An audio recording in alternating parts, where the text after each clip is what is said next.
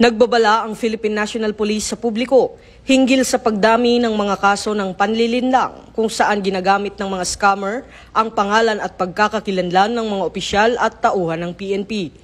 Kadalasang modus ng mga ito ang paghingi ng pera, pag-request ng online fund transfers at pagpapadala ng text scams upang makakuha ng tiwala ng biktima at makapanggoyo.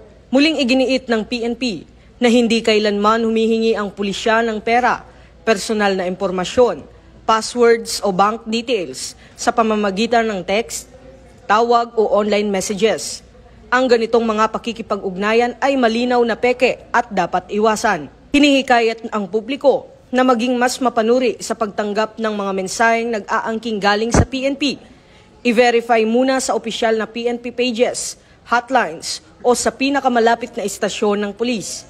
Huwag mag-click ng unknown links at iwasang sumagot sa anumang banta o kahina-hinalang mensahe. Upang matiyak ang agarang aksyon, pinapayuhan ng publiko na i-report agad sa Regional Anti-Cybercrime Unit o pinakamalapit na police station ang anumang kahina-hinalang text messages, calls o online solicitations. Manatiling alerto, manatiling impormadong mamamayan, sama-sama nating labanan ang fraud at pang-aabuso sa pangalan ng PNP.